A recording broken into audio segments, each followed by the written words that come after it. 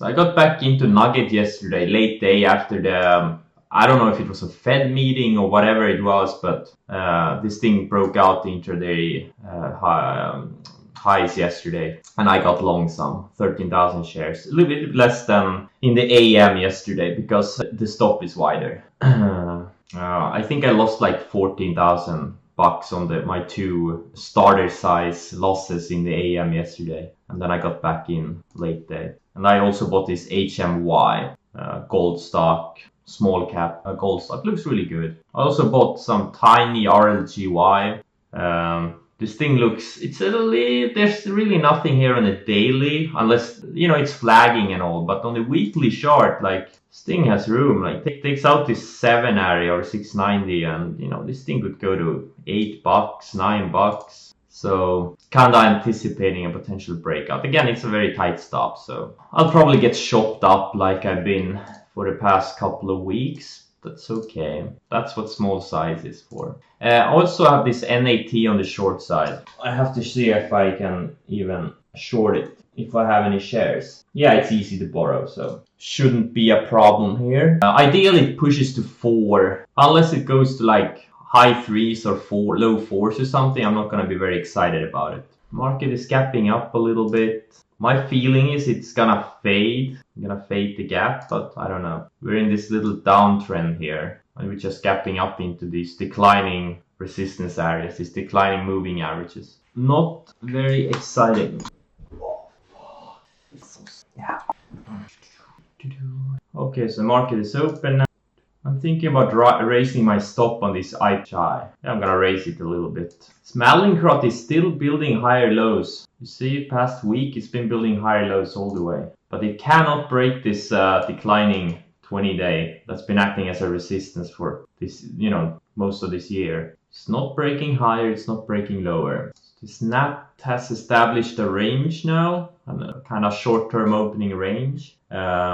I'm not gonna short it if it breaks the opening range. I want it to go higher because it's not up that much. It's only up like 55% over the past 3-4 sessions. So yeah, I really want this thing to go to 4. China is gapping up. Yeah, exactly. The trade deal news. You know, it's hard to trade those things unless you're a short-term trader. It's gonna drive you nuts. But one has to pay attention to the longer term charts, especially China. Like, China is kind of tightening up. It's building a triangle formation, you know, higher lows for the past 6 months or 5 months or whatever this is. Have to follow the price. Okay, so NAT is trying to go green now. Let's look at my scans. Okay, ROKU gapped up and now it's fading a little bit. Like, if you look at the SPYs for the past 5 years, you kinda don't want the 200-day to break. Like, every time the 200-day breaks, you know, we get a nice little flush. And then last year it broke the 200. We had a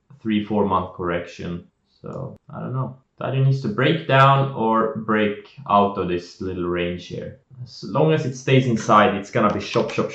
Same thing with Nasdaq and pretty much every other major index. Now we have some alerts triggering. Yeah, USLV. Another great setup here. ROKU. I'm a little bit annoyed I got stopped out last week. A little bit annoyed. HMY going higher. NUGT is going a bit higher. I'm waiting for the chart to load. Why is this Mallinckrodt triggering alerts? It's not even close to the trend line. Must have been some old alerts, but now it's kind of red on the day. Now it's red on the day. So NAT's green, starting to approach high 3s. This is exactly what I wanted. Can we get another 20-30 cents at least? That would be great. Oh yeah, this is great. Definitely starting to. I'm gonna put it on my trading. I'm gonna prepare an order in case it goes to like $4 very fast. TAB is up. Why is this thing up? Is it because of China strength? Or did it have stock specific news? Let's see here. Nope. No stock specific news from what I can see. Yeah, now it's just wait. It's all about waiting. Oh, I'll go through yesterday's breakouts and breakdowns. So this CrowdStrike had a great day trading opportunity on the short side in it. Shui also. But Shui actually, I think it took out the intraday highs late day. Yeah, almost. Beyond Meat. This one actually didn't have any follow through at all. But I was looking at it for a longer term swing, but I don't want to pay borrow fees. This gold kinda triggered yesterday, but you know, it looks just like NUGT, and there are some ETFs that look exactly like it, like GDX, GDXJ, etc. So there's no point in doing a bunch of individual gold stocks when you can do the ETFs. Same thing, PVG looks like exactly the same. Silver, well, silver looks, this is the silver ETF looks a bit different. There's no real setup here at all. KL, another gold name. This one I'm long, another gold name. This thing really didn't break out yesterday, but this one also kind of these minimal breakouts. So those were the ones that I put into my back watch list. Notable movers from yesterday. JCPenney is trying to take a leg higher. I got questions according to day trading again. In your day trading days, did you look for gappers before market open and trade their opening high-low range or first candle? Yes, that's exactly what I did. You look at the gappers, you find them, the news gappers, and then you trade that. And news gappers, I mostly did them on the long side because I feel like long side is easier. The short side ones are usually, I don't know, I find them harder. But it depends on market conditions also. And then there are the ones like Shui, like that are up like 3, 4, 5 days in a row. And then that on that third or fourth or fifth day, you look for an opening range low. You know, stocks are just extended and that have been going straight up for a while. And then you look for weakness and short term,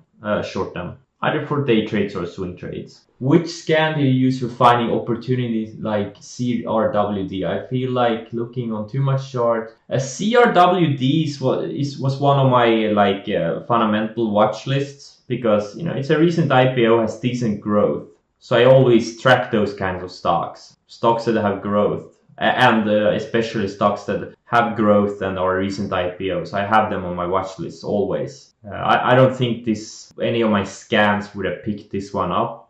Or wait, so it was up like what, 20% in 1, 2, 3, 4 sessions. Maybe this scan would have picked it up. 5-day gainer scanning for stocks that are up 17% in the past 5 sessions. Maybe that one would have picked it up. I don't know. Well, opening range, it could be the first 1-minute candle. It could be the first 5-minute candle. It could be the first 15. You know, it doesn't matter. It doesn't matter. You want to get as tight of a stop as possible. That's all that matters. Like for me, I define the opening range as both the 1-minute and 5-minute. And also like the first 30-minute. That could also be the opening range. Oh, CrowdStrike. Oh, sorry.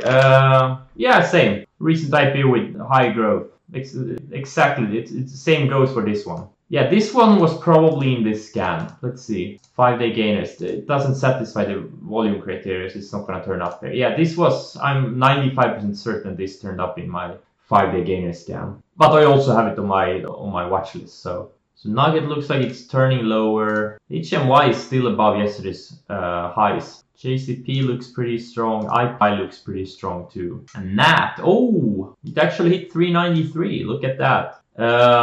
Yeah, I think I'm gonna start looking for some opportunities here on NAT. I'm not super excited for it. I'm not gonna do any crazy size. But I'm looking for a trade where I can risk, say, 10 cents with slippage to make, I don't know, 40, 50 cents. But I'm not going to do any crazy size. It's kind of a thin and low price stock. So maybe I'll do 25,000 shares or something.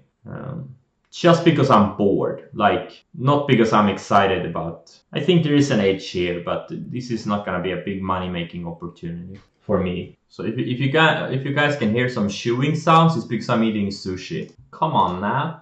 I'm trying to get into Snap. I missed my entry. Okay, now I got filled tiny. I'm gonna risk 10 cents on this thing, like I said.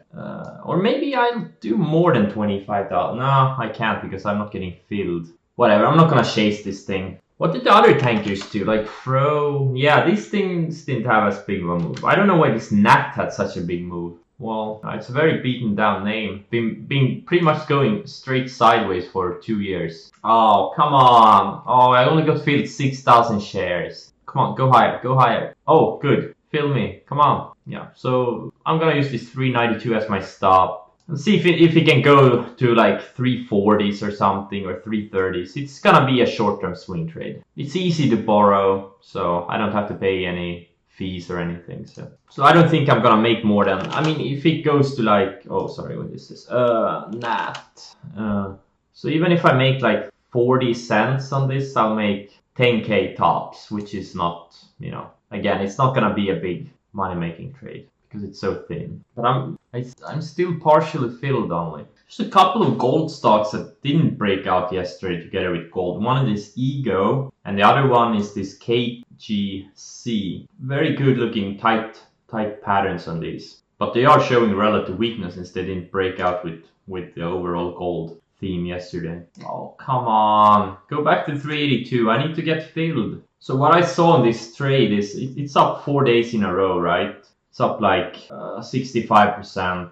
And that the first signs of weakness, this is the 1 minute chart. So gap down, went green, had a push to this high threes, low fours like I talked about. And then once it started showing weakness, which it did here, it kind of took out this little bit of range it had built. It's easier to see it than no, it's not easier to see. But it pretty much took out this previous 5 minute candle lows. So there you could put a set stop. So it's all about the risk reward. And oh, come on, oh man. I got filled on a quarter of my shares. I'm telling you guys, I'm not as fast as I used to be. I'm slow as fuck. Because I'm eating sushi at the same time. Stupid sushi. I would be up like 5,000 right now instead of 1,000 or 4,000. The sushi cost me 3,000 bucks at least. The most expensive sushi I've ever eaten, or actually the most expensive food I've ever eaten, I think. Oh well, I'm not gonna cover here. I think it can go back into 340s. Yeah, my Twitter feed is completely dead. Okay, so now we took out the opening range highs on the SPYs. I probably even shouldn't look at this thing. It's gonna, you know, it will drive me nuts, especially when these things are in ranges. But I have nothing else to do, literally. Tesla? Oh yeah, it does have a range here actually. 4 or 5 bucks, over 246. Yeah, I mean for me it's too small of a move for me, but. I mean, this thing could be both a bull flag and a bear flag. That's the beauty of technical analysis. You see what you believe. But you know, if it breaks to the downside, it's gonna be a bear flag. If it breaks to the upside, it will be a bull flag. Yeah, maybe in a couple of days, if it breaks to the upside here, I may even do that trade. If I can get in with a really tight stop, like 2-3 bucks or something, this thing could easily go up 20-30 bucks. That's a good risk reward. Like Tesla is probably one of the stocks I've traded the most over the years. So big ranges, both to the up and to the downside. But I haven't traded much over the past couple of months. What's NAT doing? It's going, now it's just going sideways. Stop going down for now. Will you ever wait for a break then bid, or always looking for a low risk Momo setup? I don't know what you mean. Will you ever wait for a break then bid, or you always like Tesla? Will you wait for a range break then? No, I don't bid lower. Well, sometimes I do. Like if it goes like straight up a lot, like let's say it goes up 4 bucks in a minute, I'm not gonna chase that candle. Then I'm gonna wait for a bid. I'm gonna put in a bid a little bit lower. But mostly I just buy as they break out. Are you still swing short Tesla? No, I'm not. I haven't traded Tesla for a while, I think. I don't remember when I traded Tesla. I think I traded it a couple of weeks ago. Or was it a couple of months ago? I don't even remember. I know I was short earlier this year. I had some good short trades on it. But yeah, more than that I don't remember.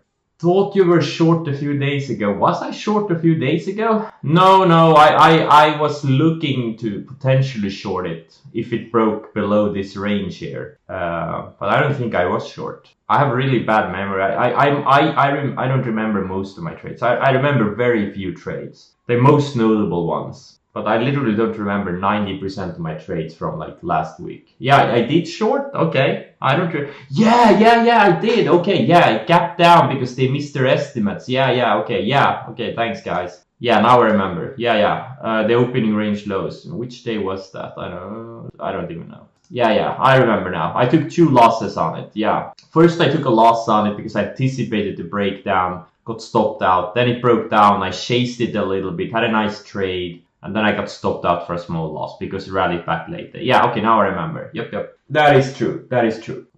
Okay, let's look at some scans. They're probably going to be pretty empty. This Carvana doesn't look bad.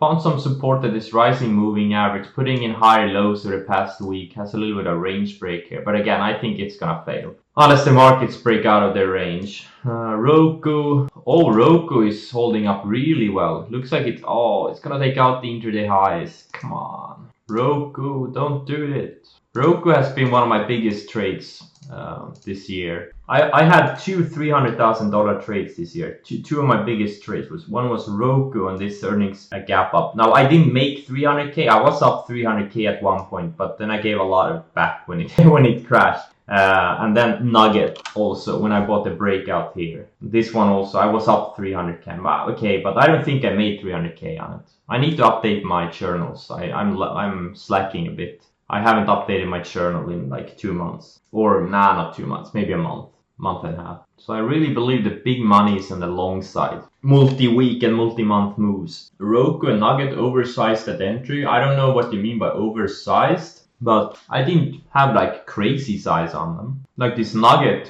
this thing almost tripled. And the thing is, I got some sick risk rewards. Now I can see the 60-minute chart. Oh wait, yeah, here. Like this NUGT, you can see the opening range highs are somewhere like 17, and I think I had like $1 stop or less than $1 stop on it. It ran up $30. So at one point I was up 30 times my initial risk. And same with ROKU. I bought it on opening range highs. I don't know exactly where it was, but I don't think I risked more than maybe $2 on it, and it ran up $100. So I must have made, I was probably up like 40, 50 times my initial risk. So you don't even need to take like huge amount of size to make big money on these kinds. If you catch something like this, you don't need to make a lot of risk, because if you risk like say 0.5% of your account on a trade and it goes up 30 times your risk, you know, you're up 15% overall. Now I usually scale out into strength, but you know, you get the point. You catch a few big movers like this per year, you know, after not that many years, you don't have to work a day in your life. Doesn't take that many years. 5 minute, yeah, I did the 1 and the 5 minute. Well, the thing with 60-minute charts is the first candle is the first 30 minutes. Yeah, 1 and 5 mostly. Sometimes the first 60-minute candle also, which is the first 30 minutes pretty much, since the trading days are 6.5 hours long. So the first 60-minute candle is always the first 30 minutes. Yeah, exactly. And sometimes I do them pre-market also, if I see something very good. I don't know if I did ROKU pre-market, but many times I do it like, let's say I buy some pre-market and then I buy like the opening range highs on the first minute candle, and then I add even more on the 5-minute candle. So I kind of add higher. Yeah, exactly. ROKU is breaking out over. Yeah, exactly. Yeah, exactly. Yeah, Nat got rejected at the VWAP intraday. And VWAP is an intraday indicator I only look at on these kinds of extended shorts. I don't even know what the hell this VWAP is, but I found it works really well on certain kinds of stocks. These extended momentum stocks. There is something magical about it. I don't know what it is, but there is something magical about it. And if I find out what this VWAP is, maybe it stops working. So I don't even want to know what it is. I just know that it works. ROKU, which is also the high of the 5-minute candle. Oh, you mean this? Yeah, exactly. Yeah, in this case, since the first candle was the highest candle, so this was the breakout over the 1-minute candle, the 5-minute candle, and the 60-minute candle.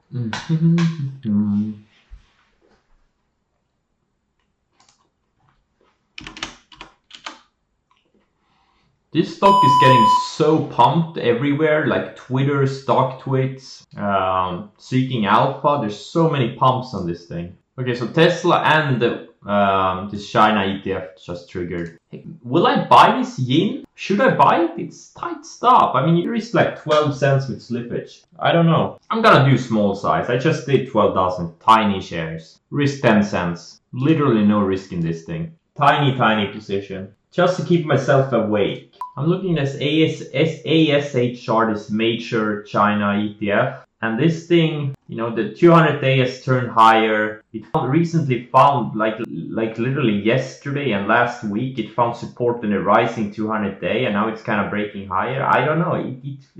It's kind of bullish. Unless it breaks down, it's in my eyes, this is a bullish chart. Like all the bad news about recession and trade wars and I don't know, everything going to hell, but you know, the chart looks like a bull flag. Oh, NUGT took out the intraday lows. My sushi is getting expensive, more and more expensive by the minute. So far the sushi has cost me about 4,000, I think.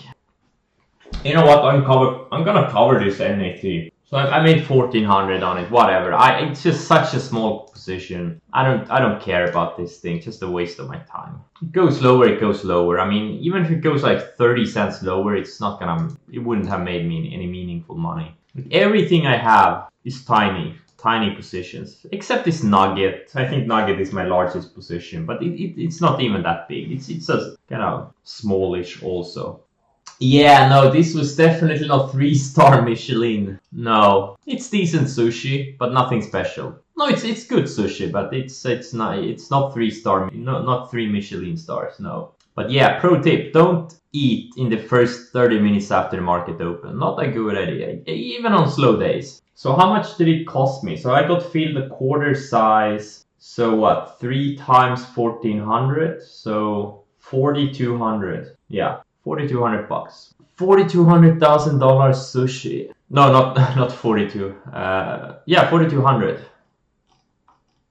4,200. Do you buy in the money options to get more leverage on your trades, or is it always stock? No, I tried options and they're not for me. I think you have a less of an edge trading options. Like it's so much more easy. It's so much easier to lose money. Because you have the time factor and all the other things, and you know it's just too complicated for me. I don't get it. Like I don't get it. Just trading regular stocks. Like sometimes I get exotic and trade these triple ETF, but options, nah, nope. I think the leverage you can get from a normal broker, like 400% or whatever it is intraday and 100% overnight, that's more than enough. You don't need more leverage. You do not need more leverage than that. You're just gonna blow up if you use more leverage than that, in my opinion. Yeah, no, options are not for me. $4,200 sushi. That's what you get for eating in the first half hour of the day. Or after the open, the first half hour after the open. Alright guys, thank you for joining me today, and I hope to see you all tomorrow.